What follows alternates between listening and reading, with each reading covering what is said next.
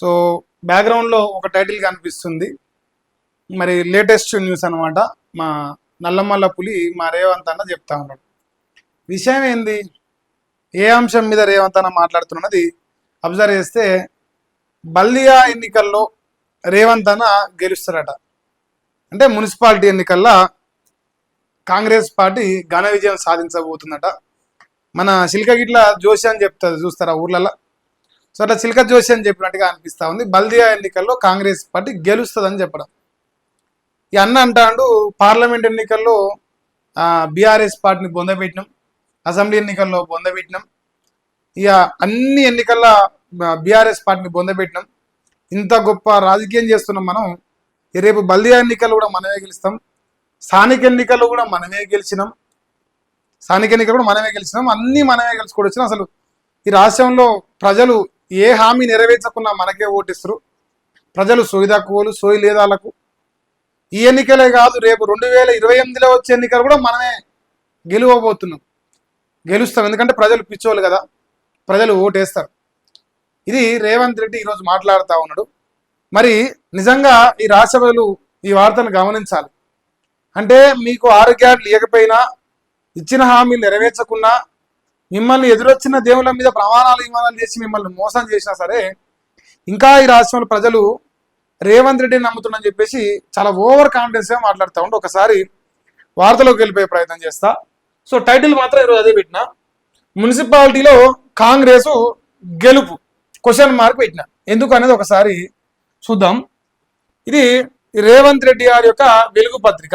ఈ వార్తను ఒకసారి చూడండి. బల్దియాలపై అట జెండా ఎగురేద్దాం అంటున్నాడు. రాబోయే 8 ఏళ్ళు మనమే అధికారం అంటుంది. అంటే ఇప్పటి వరకు కాదు, నెక్స్ట్ వచ్చే ఎన్నికల్లో కూడా ఈ 3 ఏళ్ళు కాదు, నా పరిపాలన ఇంత గొప్పగా ఉంది, ఇంకొక 5 ఏళ్ళు కూడా నీకే ఇస్తామని ప్రజలు అంటురట. రేవంత్ రెడ్డిని అంత బ్రహ్మాండంగా నమ్ముతురట. ఇక 2023లో రాష్ట్రంలో అధికారంలోకి వచ్చినాం. ఇక పార్లమెంటు ఎన్నికల్లో బీఆర్ఎస్ను బొందబెట్టారు. ఆనాడు ఏం చెప్పింది తెలుసా? ఆత్మ బలిదానం చేసుకుంది బీఆర్ఎస్ పార్టీ బీజేపీని గెలిపించడం కోసం. వాళ్ళు ఏం చెప్పినప్పుడు 14 నా రెఫరెండం పండవేడి దొక్కితే 8 వచ్చినాయి. ఆ విషయం చెప్తలేడు. అంటే మనకు నచ్చిందే చెప్పుకోవాలి. అది రేవంత్ రెడ్డి యొక్క నైజం. ఇక పార్లమెంట్ ఎన్నికల్లో బొందబెట్టినట. కంటోన్మెంట్ జూబ్లీస్లోనూ ఓడించడం. ఇక కంటోన్మెంట్ అంటే అప్పుడు ఎన్నికలు రాగానే గెలిచిరు, నేను దాంట్లో ఒప్పుకుంటా. అప్పుడే ఎన్నికలు ఉన్నాయి, అది ఇది కలిపి కొట్టి అయిపోయింది. కానీ జూబ్లీస్ ఎన్నికలు అయితే ఇక నోట్లో ఉంచుతారు. రాజ్యాలు చెప్తే ఇప్పుడు ఎన్ని దొంగ ఓట్లు, 10 ఏళ్ల పిల్లలు 12 ఏళ్ల పిల్లలతో ఓట్లు వేపించే నేను మాట్లాడు. సరే ఏదైనా సరే గెలిచిన అంటాను. అది పక్కన పెడితే పంచాయతీలో మనం పూర్తి పట్టు సాధించినాం అంటుంది. పూర్తిగా ఈ రాష్ట్ర ప్రజలు ఈ పంచాయతీ ఎన్నికలు నాకే ఓటేసారు. 99.999999% వచ్చింది రేవంత్ అన్నకు. సొంత గొప్ప రిజల్ట్ పంచాయతీ ఎన్నికల్లో ఇచ్చిరట. అది నాకు తెలియదు, మీకేమైనా తెలిస్తే మీరు చెప్పరు. ఇక ఇంకేమంటాడు, స్థానిక సంస్థల్లో పట్టు ఉంటేనే అభివృద్ధి చేయగలం. ఇది రైతు బంధు ఎగ్గొట్టగలం, రుణమాఫీ ఎగ్గొట్టగలం, 6 గ్యారెంటీలు ఎగ్గొట్టగలం, ప్రజలకిచ్చిన వాగ్దానాలు ఎగ్గొట్టగలం. ఇక మరి చెప్పుకోకపోతే ఇప్పుడు చాలా పొడుగు అవుతుంది లిస్టు. సో ఇవన్నీ కూడా ఎగ్గొట్టగలం అని చెప్పేసి స్థానిక ఎన్నికల్లో పట్టు ఉండాలంట. స్థానిక సంస్థలల్లో పట్టుంటే, గ్రామ పంచాయతీ మీద పట్టుంటే, మున్సిపాలిటీ మీద పట్టుంటే ఇక బ్రహ్మాండమైన డెవలప్మెంట్, ఈ జన్మకు తట్టుకోలేని డెవలప్మెంట్ చేయొచ్చంట.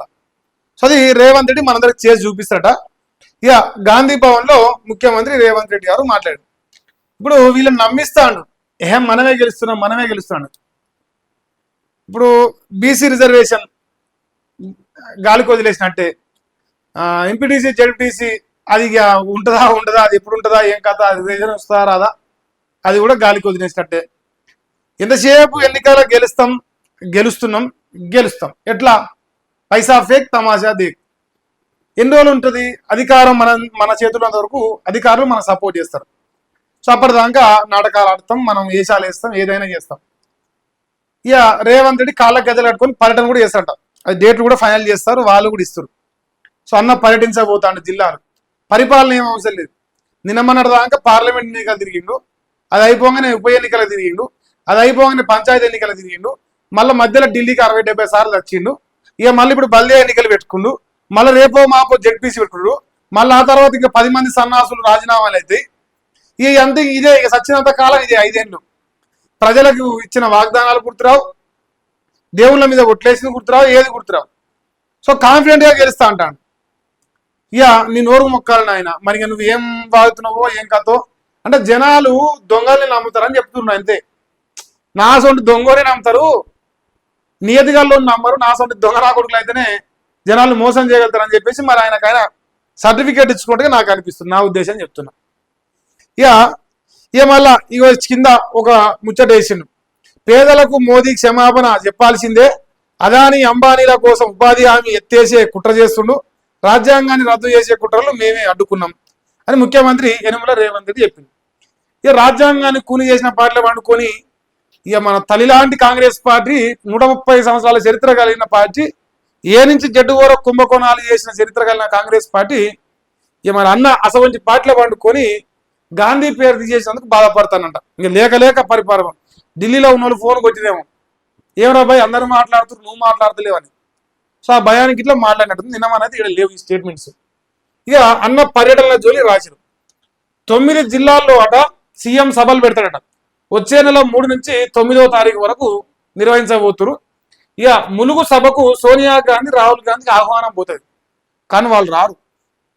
ఈయన పిలుస్తాడు, ఈయన ఎన్నిసార్లు అంటే ఢిల్లీకి పోతాడు, ఆహ్వానిస్తాడు, వాళ్ళు రారు. నేను రానంటే రాను అంతే. ఎందుకు రానంటే ఏం వీకినవరా పై నువ్వు మొత్తానికి, ఏమైనా వీక్తే కదా అని వచ్చేదని వాళ్ళు ఢిల్లీలో చెప్తారు. అది వాళ్ళ పరిస్థితి. ఇక మంత్రి పొంగులేటి గట సభల సమన్వయ బాధ్యత అప్పగించినట.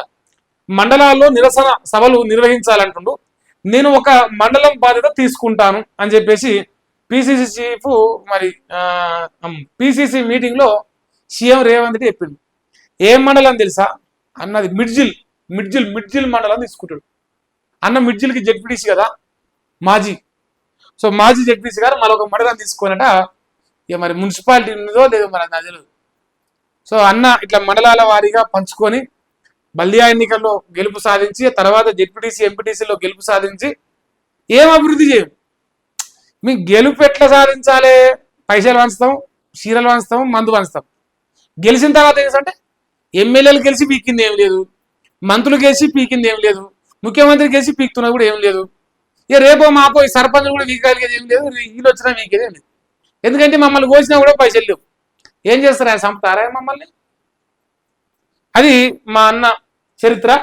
మన అసవంటి చరిత్ర కలిగిన నల్లమల పులిగారట ఇక బల్దియా ఎన్నికల్లో జెండా ఎగిరేసి ఇక ఇగ్గుతారట. ఇక ఇగ్గింది సరిపోతలే, ఇక కొత్తగా ఇగ్గుతారేమో. ఇప్పుడు ప్రజలు నవ్వుకుంటున్నారు.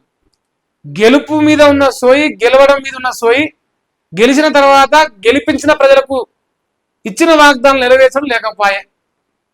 అది లేకపోయే, అదే పెద్ద సమస్య. ఇప్పుడు అది ఉంటే నువ్వు గెలిస్తే ఉపయోగం, గెలిచి పీకేదేంది మన కూడా లేదు.